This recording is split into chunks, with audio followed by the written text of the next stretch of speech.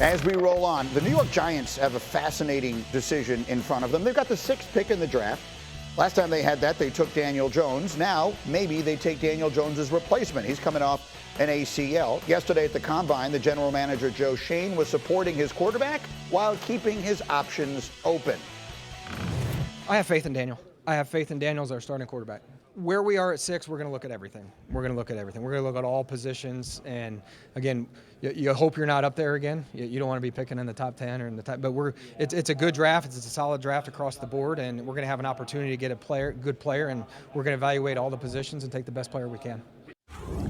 So look, a lot of things can and likely will change between now and the end of April, but I think there is a consensus, Dominique, that there are 3 big quarterbacks, and then there's a little gap, and then there are others. And the Giants probably at this moment sit in a spot where they're too late to get one of the big 3, and they're too early to take the others, most likely, which means if they want to get a quarterback, they will have to make an aggressive move. Should they, Dominique? Are they a team that should be in the business of trying to trade up aggressively? I don't think they should.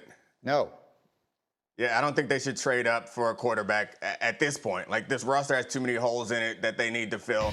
I think that we get part of the thing that we pointed out in the first hour about how the number 1 or the highest drafted quarterbacks don't always work out is a lot because of the situation, not because of the talent of the quarterback. And I think that the most successful quarterbacks will be the ones that go into good situations, and that situation is not advantageous for success right now.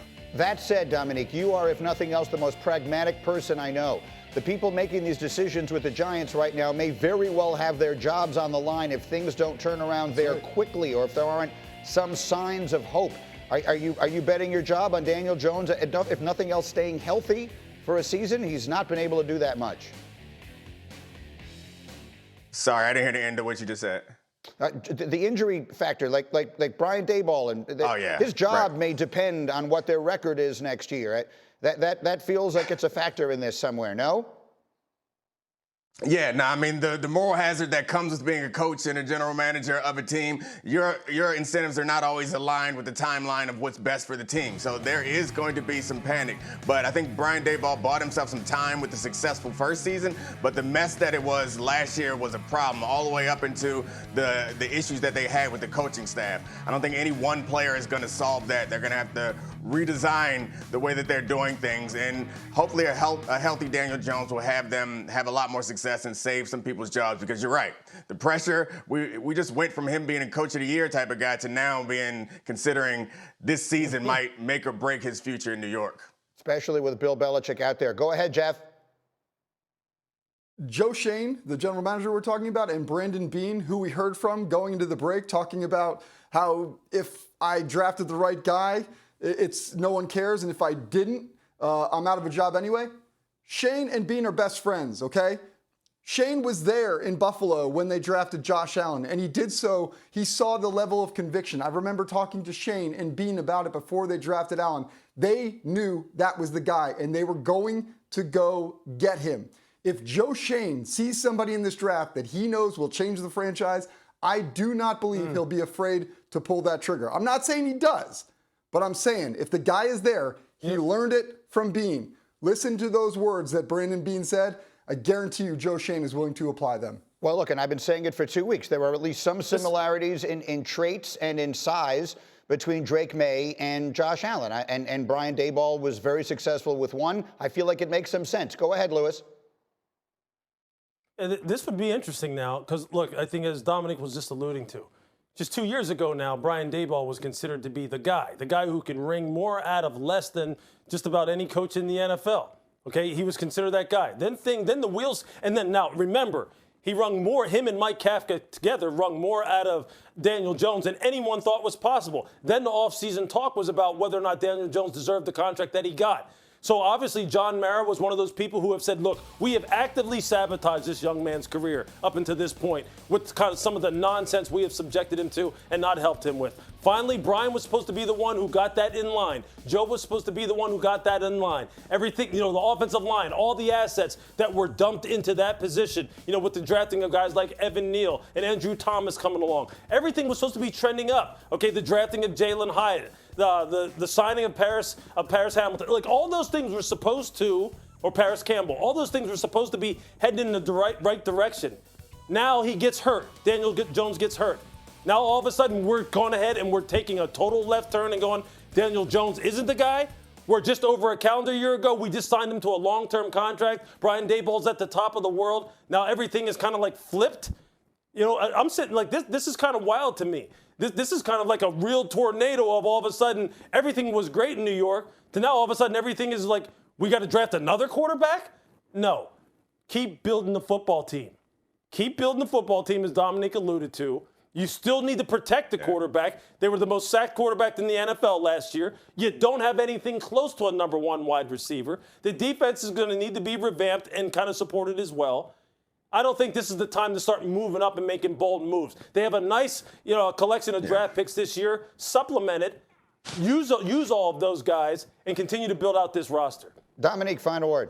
This is the moral hazard that I'm talking about, because if you feel like you need to prove something this coming season, then I think the decisions that you make are not going to be in the best interest of the franchise going forward. What they need to do, and the point that I think I try to make almost every year around this time, is the situation decides the quarterback as much as the quarterback does. It's not a coincidence that all the best quarterbacks in football right now came into really good situations. So the smart thing to do is not to believe that there is some single quick fix, a la Joe Burrow's the only one that I've seen do it in recent history. That the way that you're going to do it is the way that all the other teams seem to have done it. Is build up something that is prepared to receive a quarterback. And maybe that quarterback has to sit for a year or two. But the point is, the way that you have success is not by drafting the most talented quarterback, but getting one of the very many talented quarterbacks into a good situation. Back on Get Up, our next stop is Dallas, where the Cowboys are entering a pivotal offseason. We know about Dak Prescott, his cap number, all his leverage, everything else. But coming off another early playoff exit, team culture has been a huge topic of conversation. Yesterday, for the first time, Stephen Jones was asked about it. Here's what he said. From the organization on down, we feel good about our culture. You always want to be better. I will say that. Our leadership on our team's outstanding. So, you're always going to have somebody who's, going to say something, that's not, that might be, hey, that's their particular thought process on why we may have come up short, but I don't think in general, personally, I don't think it's an issue. That's what he said. Dominique, what's your reaction? Yeah, I mean, they've had a lot of success, although they haven't won a Super Bowl since the 90s. They've had a lot of success, so it's hard to completely, denigrate what their culture is, having not been in the building. But we have seen some recent, demonstrations of their culture with players being critical of the star quarterback. And to me, it reminds me, I think I was on the show on Tuesday, and we had Graziano say that Ryan Poles is not concerned about our rundown for Get Up. That's true of Ryan Poles and the Bears. It feels like that the Cowboys are definitely 100% concerned with our rundown. They're concerned with making the most exciting and interesting reality show that they can, which generates more and more attention. And that's not new. And that's the part where it seems like at some point there has to be decisions made, whether winning is more important or increasing franchise value by giving people something to talk about. And it always seems like the latter is the most important down there in Dallas. It's a fascinating way of looking. Jeff Darlington, what do you think? It can be hard. Look, I witnessed a lot of what was going on with the in-season Hard Knocks that was down here in South Florida with the Dolphins. It's a challenge to have those cameras around, to have that drama, to have that entertainment value around you all the time. But I will also tell you, there are CEOs and presidents around the league that I've talked to who look at Jerry Jones and say, that is exactly what we all want to do. So there is a fine line to walk here, and it can impede on your culture. I'm not saying they have a culture problem or not. That's something that they'll have to figure out on their own, but it comes with a lot of weight, a lot of pressure when you do want to be such an entertaining team. Well, they have a lot of very young, very high-profile people who are celebrities. Right, maybe Lewis, a lot of football players become stars. Yeah. In Dallas, they become celebrities. There's a little difference there, and it may have some impact on the way we view it. What do you think? When they say, do they have a culture problem, what does Lewis think? Yeah, I think the problem is exactly what you're alluding to, is that this team is looked at more for their celebrity status in the way in which their names circulate on social media and in sports in general, and not as much for ultimately what got them as an organization to celebrity status in the first place, which was the dynasty of the 90s. And look, and that is exactly, and before that, and that's exactly what Emmitt Smith has alluded to. The fact that, look, you know what? These guys are profiting off of the brand that we built.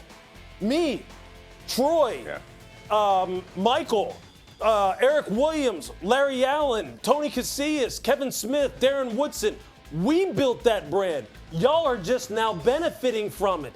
You guys are getting more and more and more attention and more money and becoming bigger stars on the backs of what we accomplished on the field. Now, that's not to say that this isn't a talented football team, because it is. So I'm not gonna. So I don't know if they have a culture problem. What I do know is that they have a defensive size problem. I know they have a stop-the-run problem against teams like the Green Bay Packers and the Buffalo Bills. And I know until they fix that, they ain't going anywhere. They're not winning any championships. Because you can talk about who is saying what about Dak and Micah's, podcast, and CD needs to get a contract and all. You can talk about that all you want.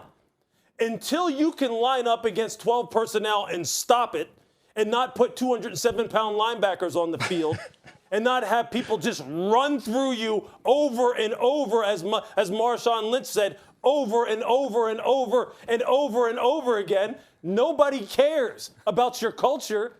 People just care about whether or not you can win the big one, because that's what Troy and Emmitt and Michael did, and they haven't done. Point blank. Go ahead, That's Nate. the bottom line. The on the field, the on the field stuff matters a lot, but I think that also is part of the culture problem, because it does feel like, maybe I'm oversimplifying it, but everyone feels like they have a scapegoat to point to. It's either Mike McCarthy or Dak's fault, and that keeps the team from looking in the mirror and figuring out where the other issues are. And when you allow that to continue, but you then bring back the coach and you keep bringing back the quarterback that you let players' families and other people close to the organization, and not just people close to the organization. A couple years ago, Jerry Jones was suggesting that the contract negotiation was going to be challenging and maybe Dak won't be back. You perpetuate those things, I think it does allow for a scapegoating that does not force them to look in the mirror and address some of those on-field issues and some of those game plan concerns that they do have. But Go ahead, you know Louis. what, though, Nick? The only thing I would say in response to that is this, though. Look, I understand exactly what you're saying, which means sometimes maybe they're not really facing reality, the reality of where they actually are as far as 1 through 53, what this roster looks like. But there are people in that building who that's their job. That's their job, regardless of what people are saying about Dak, what CD's saying about Dak, or Micah's saying about CD, or Micah's saying about Dak, or what Jerry is saying. There's people in there whose job is to go, hey, look, man, you know what? When Buffalo decided to line up and put big people on the field, we had no answer. When Green Bay came down here with Jordan Love, they ran through us at will. And we are not ultimately going to get to what everyone keeps basically getting on us about the most, which is we can't win the big game. That's where the focus needs to be. And from there, it's funny how things will kind of work themselves out once you start getting those big wins under your belt.